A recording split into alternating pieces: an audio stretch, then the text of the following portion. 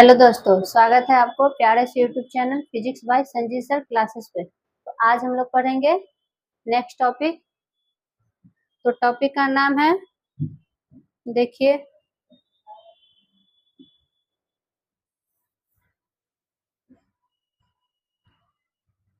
Gene अभिव्यक्ति का नियमन। तो देखिए, जीन अभिव्यक्ति का नियमन क्या होता है और ये कैसे होता है। तो इसमें होता क्या है कि सामान्यतः जीवों में जितने भी जीन्स उपस्थित होते हैं वो सक्रिय अवस्था में नहीं होते हैं, वो सब निष्क्रिय अवस्था में होते हैं। लेकिन जैसे ही जब कोई विशेष एंजाइम की आवश्यकता होती है तब उनमें से आवश्यकता अनुसार जीन जो होते हैं सक्रिय अवस्था में आते हैं और आवश्यकता पूर्ण होने के बाद पुनः वो फिर निष्क्रिय अवस्था में आ जाते हैं। तो देखिए, इस प्रकार से जीन नियमन होता है। तो यहाँ क्या होता है कि जीवों के शरीर में पाए जाने वाले सभी जीन सक्रिय नहीं होते हैं, समानतः प्रत्येक जीन लगभग निष्क्रिय होते हैं। और जब किसी विशेष एंजाइम की जरूरत होती है तब वह आवश्यकता अनुसार, देखिए यहाँ आवश्यकता अनुसार वो सक्रिय हो जाता है और जैसे ही आवश्यकता पूरी हो जाती है तो वो फिर पुनः निष्क्रिय हो जाता है। और इस प्रकार से जीन का अभिव्यक्ति या नियमन होता है। तो देखिए, जीन में क्या होता है, जीन अभिव्यक्ति नियमन में होता क्या है, मेन यही है कि इसमें जीन जो होते हैं निष्क्रिय अवस्था में होते हैं। तो फिर आवश्यकता होने के बाद किसी भी विशेष एंजाइम की जरूरत होती है तो वो सक्रिय अवस्था में आ जाता है। तो इस प्रकार से जो भी प्रक्रिया होती है उसे जीन अभिव्यक्ति नियमन कहा जाता है। नेक्स्ट है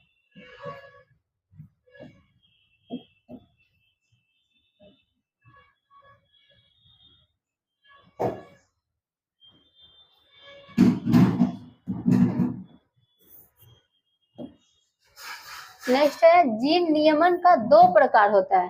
तो देखिए, जो जीन नियमन होता है वो दो प्रकार से होता है, जिसमें से एक है प्रेरण और दूसरा होता है संदमन। तो देखिए, अब प्रेरण क्या होता है, तो इसके दौरान जो निष्क्रिय जीन होते हैं वो प्रोटीन संश्लेषण के लिए प्रेरित किया जाता है। तो देखिए, प्रेरण का मतलब होता है प्रेरणा देना। तो हुआ क्या इसमें कि जो भी निष्क्रिय जीन होते हैं उसको प्रोटीन संश्लेषण के लिए प्रेरित किया जाता है। तो ये था प्रेरण। नेक्स्ट है पुनर्भरण संदमन। तो देखिए, इसमें क्या होता है कि जो भी जीन सक्रिय होते हैं उसमें जो भी जीन सक्रिय होते हैं उसकी क्रियाशीलता को या तो कम किया जाता है या रोक दिया जाता है।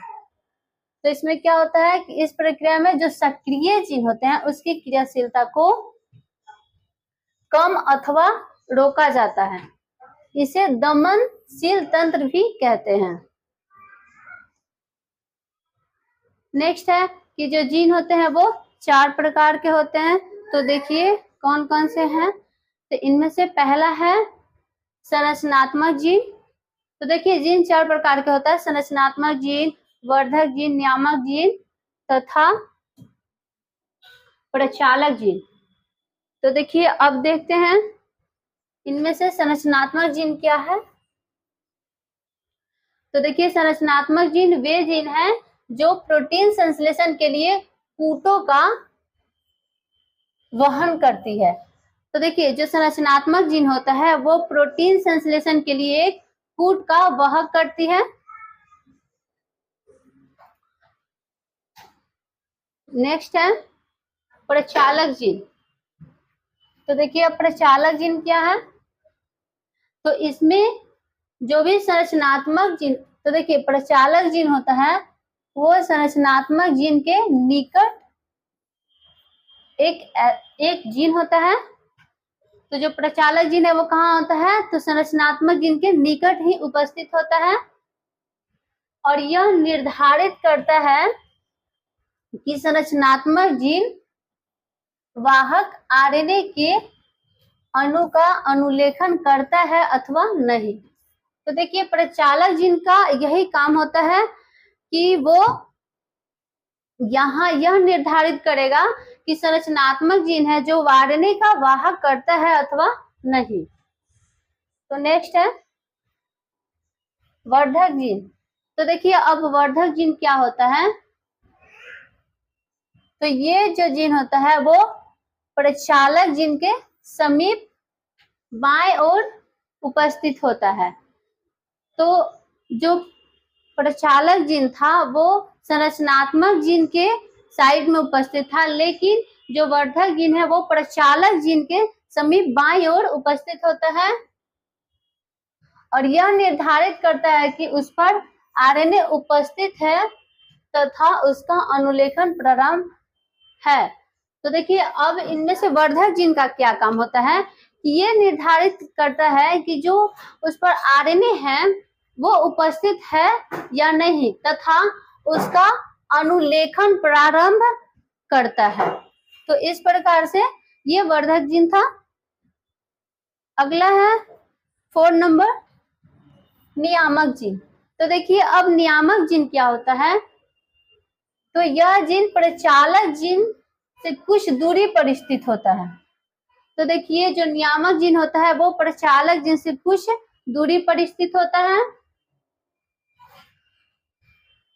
और यह प्रचालक जीन की क्रियाशीलता को नियंत्रित करता है। तो देखिए ये नियामक जीन जो होता है उसका काम क्या होता है कि प्रचालक जीन को क्रियाशीलता की नियंत्रित करता है।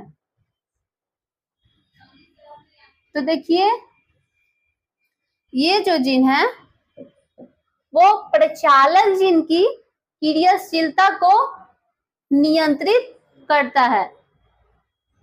आइए अब नेक्स्ट टॉपिक है जीनोम। तो देखिए जीनोम क्या होता है, तो जीवों के प्रत्येक कोशिका में जितने भी जीन उपस्थित होते हैं वो सब मिलकर जीनोम बनाता है। तो देखिए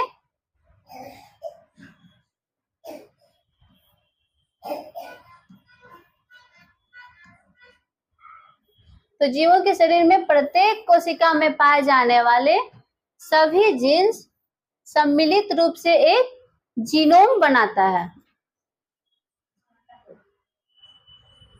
आइए देखते हैं मानव जीनोम परियोजना।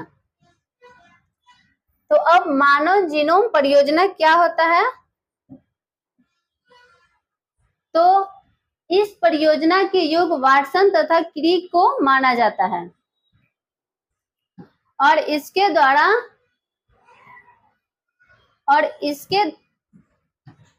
देखिए जो इस युग की शुरुआत किसको माना जाता है, तो वाटसन तथा क्रिक नामक वैज्ञानिक को माना जाता है और इसी के परिणाम स्वरूप आनुवांशिक इंजीनियरिंग अस्तित्व में आई। तो देखिए जो मानव जीनोम परियोजना था, तो ये मानव जीनोम परियोजना जैसे ही हुआ तब जो आनुवांशिक इंजीनियरिंग था उनका अस्तित्व बना, अर्थात जैसे ही मानव जीनोम परियोजना लागू हुआ उसी वक्त यहाँ जो आनुवांशिक इंजीनियरिंग थे उनका भी एक अस्तित्व आई और इसकी सहायता से चिकित्सा जगत में कई नई प्रणाली का भी अस्तित्व आया। तो देखिए यहाँ जीन प्रणाली का भी अस्तित्व आया और इस चिकित्सा के द्वारा आनुवांशिक तथा अन्य घातक रोगों से मुक्ति दिलाई गई। तो देखिए मानव जीनोम परियोजना के द्वारा अनेक चिकित्सीय संबंधित जो भी रोग तथा आनुवांशिक तथा अन्य घातक रोगों से यहाँ मुक्ति दिलाई गई और अमेरिकी सरकार, तो देखिए अमेरिकी सरकार ने 1950 में मानव जीनोम परियोजना की शुरुआत की। तो आप लोग को बता दें कि जो मानव जीनोम परियोजना था उसका शुरुआत सबसे पहले किसने किए, तो देखिए आपको बता दें कि जो मानव जीनोम परियोजना था उसका शुरुआत सबसे पहले किसने किए, तो यहाँ अमेरिकी के सरकार ने 1950 में मानव जीनोम परियोजना की शुरुआत किए थे, अभी सबसे पहले अमेरिकी सरकार ने किया। देखिए मानव जीनोम परियोजना की लक्ष्य, तो मानव जीनोम परियोजना का लक्ष्य क्या होता है और ये मतलब क्यों हुआ था, इसका कुछ ना कुछ लक्ष्य होगा। तो देखिए यहाँ पहला है, ऐसे तो इसका लक्ष्य बहुत सारा है जिनमें से हम 4 आपको बता रहे हैं।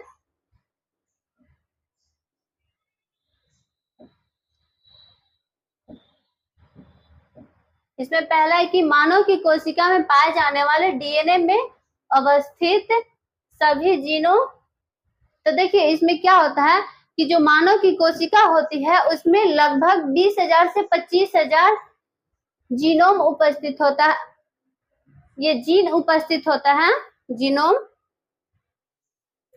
तो उसको पहचान करने में आसान हुआ। तो देखिए यहाँ जो मानव कोशिकाओं में पाए जाने वाले डीएनए में अवस्थित जितने भी जीन थे, लगभग 20,000 से 25,000 जीन उपस्थित होते हैं, तो उन सबको मानव जीनोम को पहचानने में इसकी मदद मिली।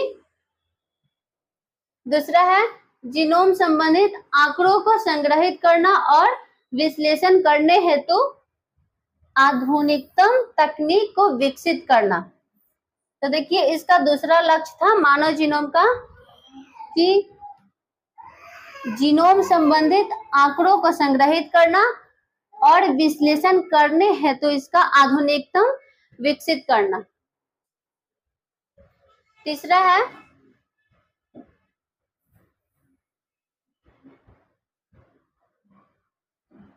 तो देखिए इसका तीसरा लक्ष्य क्या है कि मानव जीनोम का चित्रण करना, जिसमें से अभी तक लगभग 5% जीनोम का चित्रण किया जा चुका है।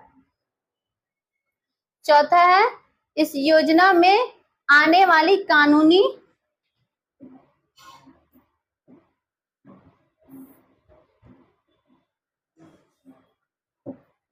तो देखिए चौथा है कि इस योजना में आने वाली कानूनी, सामाजिक, नैतिक या अन्य मुद्दों के बारे में विचार करना तथा निर्णय लेना।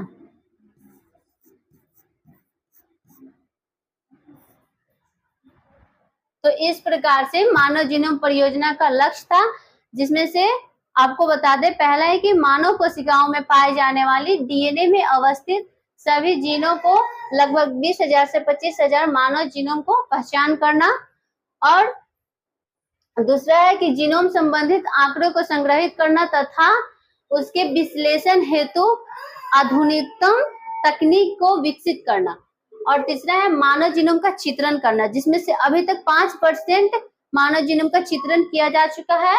चौथा है कि इस योजना के द्वारा कानूनी, सामाजिक, नैतिक तथा अन्य मुद्दों के बारे में विचार करना या निर्णय लेना।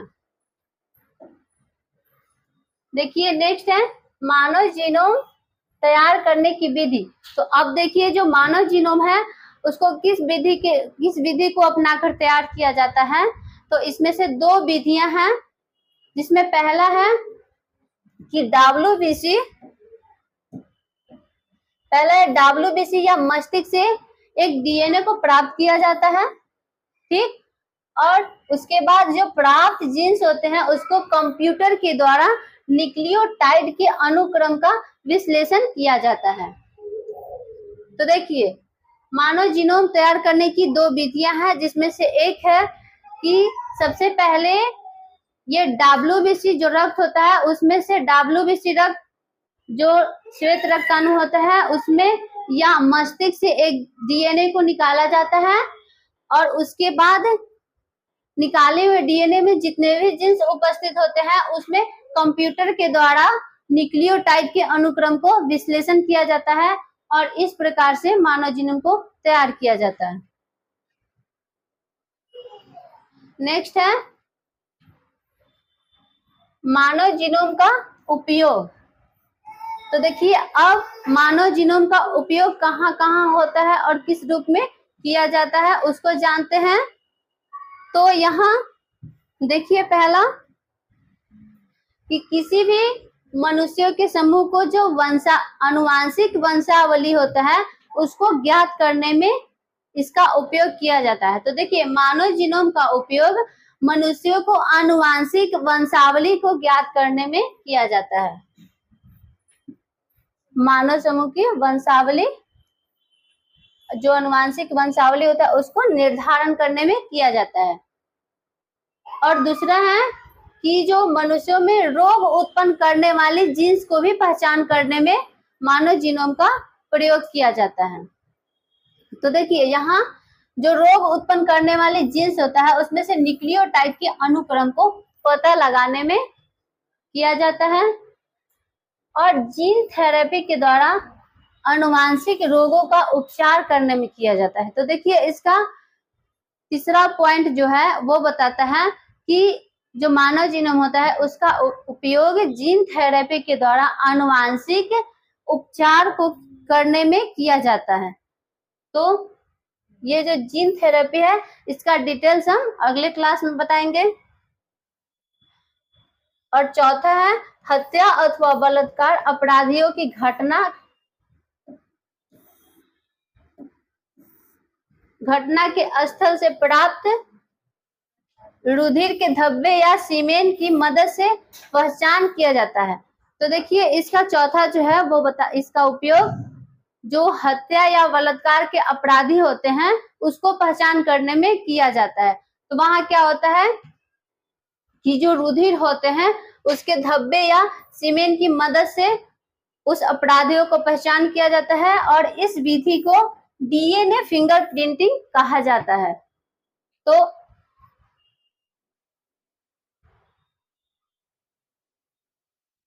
तो हम लोग नेक्स्ट क्लास में जीन थेरेपी